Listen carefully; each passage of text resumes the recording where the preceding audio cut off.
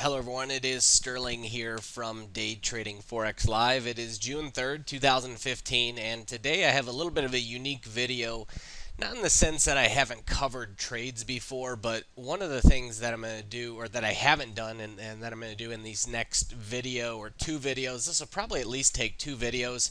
It's going to take a little bit of time to cover this because it's a lot of content. So if you're looking for a quick 5-minute video, this is not going to be it. But if you want to get a really in-depth look at what we do, then this video is going to be a good video for that. So what is this video going to be? Well, every single day in the members area, I do a daily market review. Okay, so that daily market review is basically a review of what happened the day prior, but most important is it's actually a preview. See, what I do is I choose the exact manipulation points that I want to trade from, not for the previous day, but I choose it for the following day. And I'm doing this in advance. I'm doing this in at least a couple hours in advance of the European session starting.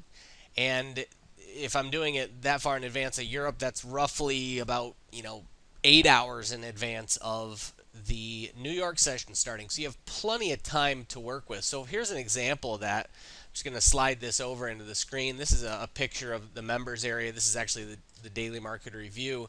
And I'll just go to the main screen. So here's the main screen of the forum. You click on daily market review, and then you have all these reviews here. And I do one every single day. And so here's June 2nd. So June 2nd, I review the 2nd of June, and then these levels down here are previewing the exact manipulation points that I am going to be trading from the following day.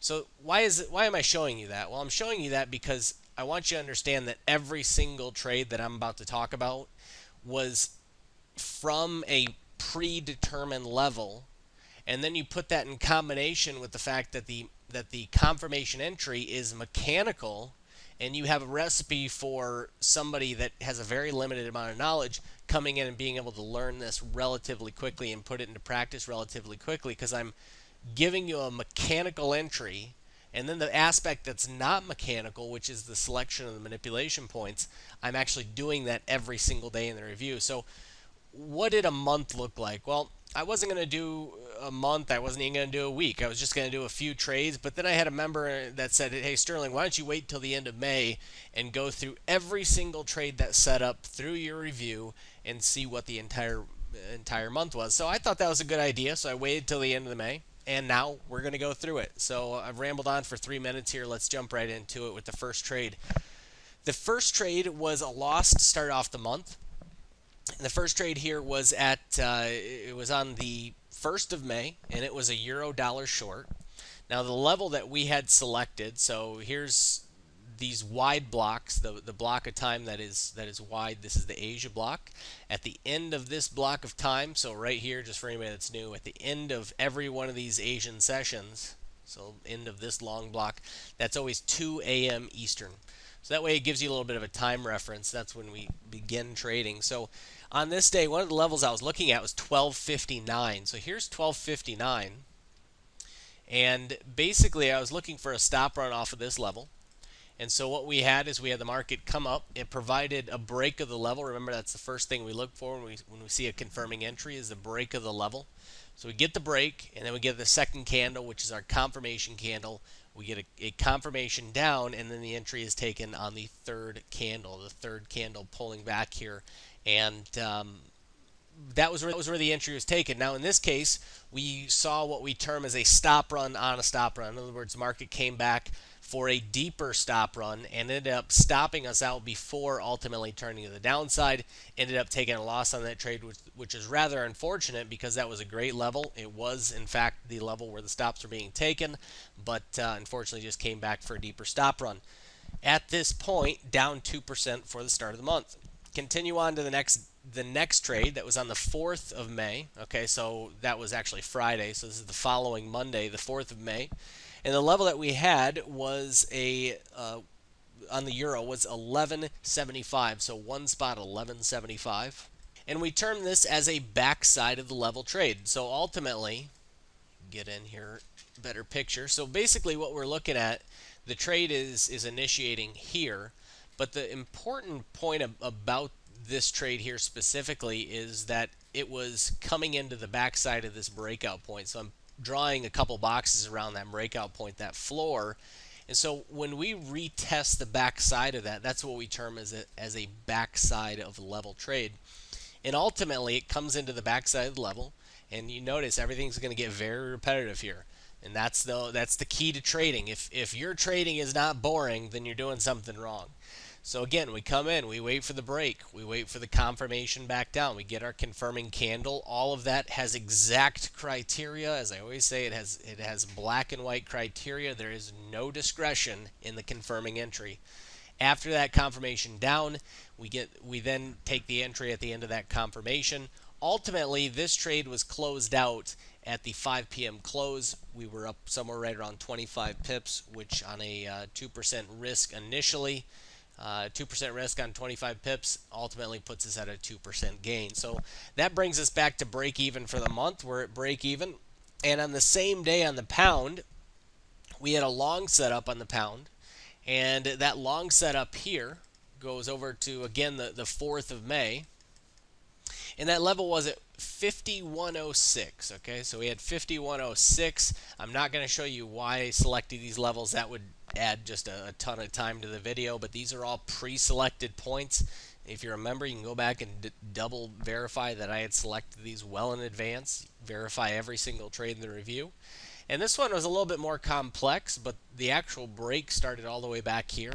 And we have a whole rule of about how long we will allow the candles to continue before we get our confirming candle. This one was a correct and valid trade. 8 o'clock provided the confirmation up. We got the pullback on the next candle, initiated the trade. This trade again was a 20 pip trade. The reason for the exit on this trade was that we had an opposing trade on the euro that I just showed you. Okay, so this is the same day, the 4th of May. We had this short, and because I do not carry two trades at once, I went from the pound initially, had the long. Once the euro validated, took the euro short, ended up on that day ultimately only taking 20 pips on the pound, roughly around 2%, and 2% on the euro as well. What's kind of interesting about this, something that I don't cover, but if you were to look at the euro-yen for all of you yen cross traders, we'll go back to, again, the 4th of May. So this is the 4th of May. If you notice on the euro-yen, this was a backside. This is the same backside level trade that I took on the euro-dollar. Okay, so you remember this trade on the euro-dollar. Let me compare those charts here for you. All right, so same thing here roughly on the 4th of May. We come in, we see a nice backside of the level trade here on the euro yen. What was really nice about that euro yen was the fact that it provided even a little bit deeper pullback. Was a nice trade overall, and the euro yen actually ran off quite a bit further. The euro yen, for the members that were taking that trade, would have hit their take profit and would have got roughly 4% on that trade, but I'm not keeping that as part of the total that I will give you guys at the end of these videos. That was a separate trade. Just want to mention it again, does not go in the total because I did not pre-select that level in advance, and I'm only doing trades here that were actually pre-selected in advance, and you can double verify in the review. All right, continuing forward. So we have 3 trades now. Okay, first trade was a 2% loss. Second trade was a 2% winner. Third trade, another 2% winner. We're up roughly 2% for the month. We go into the 5th of May, and the 5th of May produced a trade on the euro. Okay, so the very next day we produce a trade on the euro, and the euro comes into our pre-selected level of 112.15. And here's our level right here, 112.15. You notice basically while I was selecting that level, really clean level back here, nothing else around that. That's why that level was selected. Beautiful stop run of that level. Beautiful, beautiful stop run of that level. Nice clean break, validates our confirmation down. Over the course of the next 3 candles, we get a pullback. And on this trade, at 5 p.m., that's where I'm exiting all my trades if I'm still carrying them. And 5 p.m. was the exit for this trade. Ended up with a 20 pip trade there as well, roughly 2%, and that puts us up right around 4% for the month. Continue on to the next day, May 6th. We'll go over to the pound here, and this was May 6th. So 2 days later, didn't have a trade on the 5th. We go over to the 6th, and we had a long setup. We had a long setup on the pound from 51.65. 51.65 was the Asian lows. There's really nothing else around this level. That's why one of the reasons why I liked it so much. It was a really solid level, and we had a beautiful stop run of that point. We come in, we get our break here. Notice how the next candle, if you guys are familiar with the confirming candle, this second candle does not confirm, third candle doesn't confirm, fourth candle confirms, and then the fifth candle provides the pullback. And this was about as low stress of a trade as you're going to get. It immediately took off to the upside, hit the 50 pip target on this trade, and ended up with a 4% gain overall in this trade. So ultimately, remember, started off the month with a loss, 2% down. And after the two trades on the 4th of May, put us up 2%. 5th of May, another 2%. Ends us up at 4%, plus this trade sitting currently at roughly 8% after this trade. So ultimately, after that pound long, the pound again took off to the upside, hit 50 pips before New York opened, and it was a nice overall trade there, sitting again up 8% at the time. Continuing over to the next day, we continue over the next day to the pound. We had a trade on the pound the following day from 5,200. Okay, so we had a level here at 5,200. We come down to 5,200. We get our break here. We get just enough of a break. This breaks by, our minimum is 3 pips. This breaks by 3.5. And this is what we term as a single candle stop run and confirmation. It creates the break and confirms up. And then the entry could have been taken over the course of the next 3 candles. Either way, whatever you did, you would have taken a loss on this trade because the market slid back to the downside with the pound and would have created a loss again, regardless of where you were looking at that entry, regardless of how deep you were taking the entry on the pullback, you would have taken a loss on that day. Continuing on that day, we actually had 2 losing trades on this day. So on the pound, we take a loss here. Remember, I'll draw an arrow real quick. There's the long setup there. So this move down created the loss.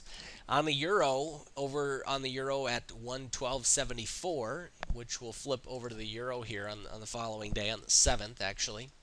And 112.74 was another long setup. So 12.74, again, I'm not getting into why that level was selected very in depth because that's a whole nother ball game. But anyways, we had a level at 12.74. We come into that level, and here was the trade setup. Okay, so we get the break, we get the confirmation on the next candle, next couple candles provide the pullback. This is actually a room trade, ended up taking a loss in that trade, and again, 2 trades there, resulting in 2% loss apiece. That brings us down from 8% down to 4% overall at that time on the 7th of May. We go over to the 8th of May. Okay, so we go over the 8th of May, the following day, and we're looking at the euro here on this day. And what we had was we had a long from 1202. Okay, so here's 1202. Come down to 1202, and we have a nice level at the start of the session. We break down. We ultimately get our break, our confirmation back up. So break, confirmation, and then after the confirmation, we get our pullback. And this trade ultimately ended up pushing off and taking a 4% take profit, depending on where the entry was, where the entry would have been from. In this case, generally, and that's actually a whole other topic, but the bottom line is 20 pip stop, 40 pip take profit on this trade was a nice overall trade move to the nice overall move to the upside after the entry on that trade. So good trade. We were taken down to 4% after that trade. That was a 4% trade. Again, 2 to 1 risk on that trade. That brings us back up to 8% overall for the month. And we continue on. We continue on to May 11th. Okay, so May 11th, things get a little bit complicated because we had a lot of trades on May 11th. So we'll go over to the May 11th and we'll start with the euro. So starting with the euro here, first trade that we had was a plus 2% trade. It was from 1188.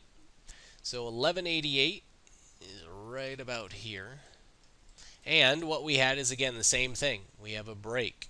We get finally the confirmation down here.